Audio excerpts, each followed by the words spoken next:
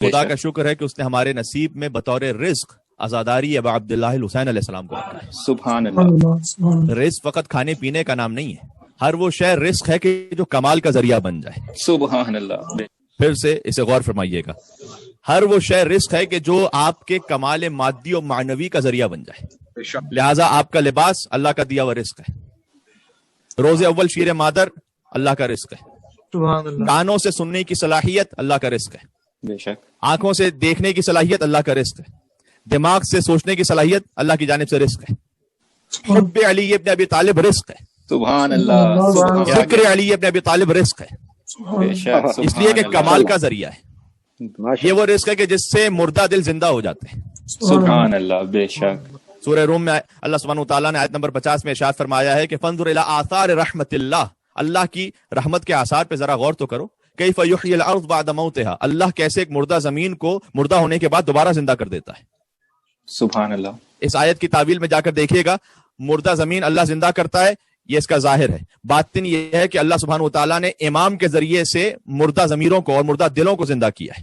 سبحان اللہ. اپنی حجت کے ذریعے سے اللہ مردہ دلوں کو زندہ کر دیتا ہے. مل کے اور صلوات بھیجتے ہیں محمد و آل محمد.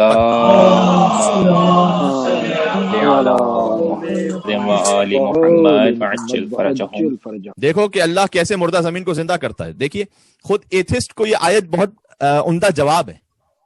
اگر وہ یہ سوال کرے کہ ہمارے مرنے کے بعد خدا ہمیں کیسے زندہ کرے گا، تو اس کا جواب یہ ہے کہ جیسے زمین کے مردہ ہو جانے کے بعد اللہ زمین کو زندہ کر دیتا ہے، ویسے ہی اللہ سبحانہ وتعالیٰ اس بات پر قادر ہے، زمین بھی اس کی مخلوق ہے، انسان بھی اس کی مخلوق ہے. جیسے وہ زمین کو زندہ کر دیتا ہے، وہ انسان کو بھی زندہ کر سکتا ہے. بنی اسرائیل کا واقعہ بڑا معروف ہے. حضرت موسیٰ علیہ السلام کے پاس آئے، ایک جوان مر گیا تھا، قاتل کا پتہ نہیں تھا. کہ یا رسول اللہ، یا نبی اللہ، قاتل کیسے پتہ چلے گا؟ کہ گائے کو ذبح کرو. سورہ بقرہ میں پورا واقعہ اسی پر سورہ بقرہ کا نام ہے. گائے کو ذبح کرو، اور جب گائے ذبح ہو جائے گی تو ظاہر ہے وہ مردہ ہو جائے گی. اس کا گوشت لو.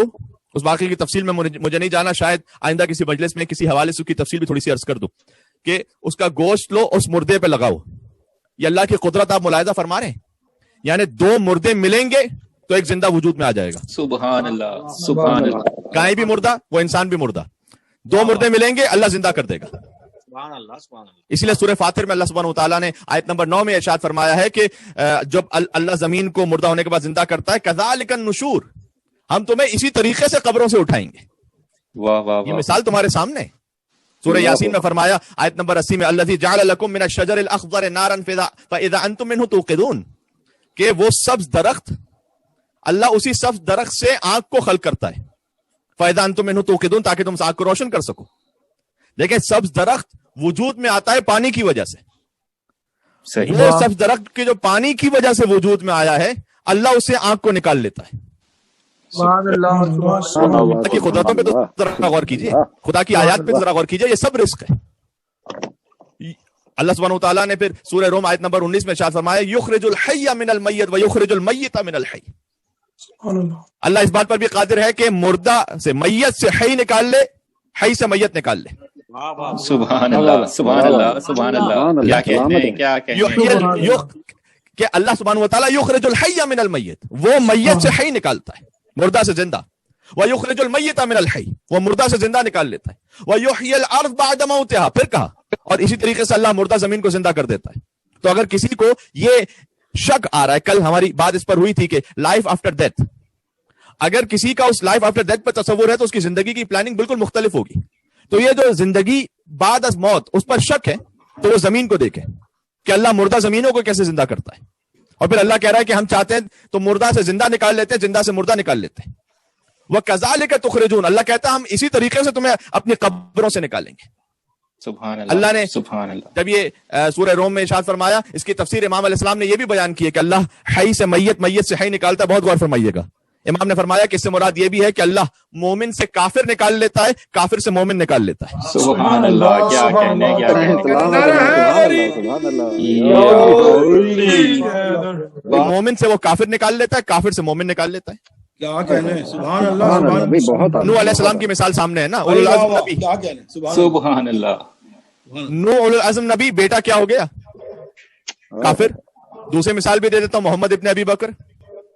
سبحان اللہ. مل کے صلوات اور بیٹے محمد و آل محمد. اللہم صلی علی محمد وآل محمد عجل فرجهم. کیا کہنے قبلہ، سبحان اللہ. دونوں تاریخ سے مثالیں موجود ہیں نا، اس لیے تو ہم نے کہا کہ ہمارا رشتہ داریوں کی حیثیت نہیں ہے، حیثیت اس بات کی ہے کہ علی سے وفا کس نے کی ہے.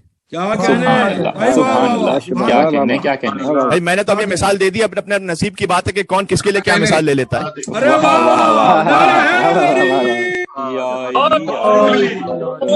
اللہ. اظہار محبت امیر علی علیہ السلام. صلوات.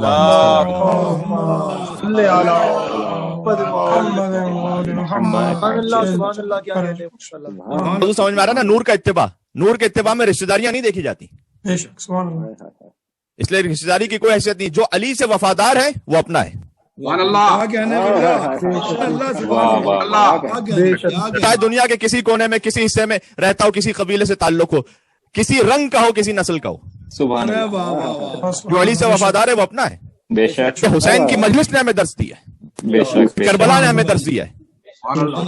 بڑے بڑے خاندان والے بڑے بڑے نام وہ یزید کے لشکر میں تھے، اور ایک جون غلام حبشی، اس کا ذکر آج تک حسین کے ساتھ ہو رہا ہے. جو ولایت علی سے وفادار ہے ہم اس کے خادم ہیں.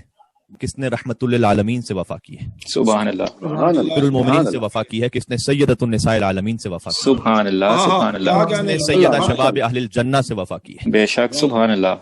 ہمارے رشتہ داریاں اہم نہیں ہیں، اگر رسول کا سگا چچا بھی ہے تو تبت یدا ابی لہب وتب. سبحان اللہ. رشتہ داریاں اہم نہیں ہیں، اگر ابو سفیان کی بیٹی بھی ہے لیکن اس نے اگر رسول سے وفا کی ہے تو ہمارے لیے محترم ہے.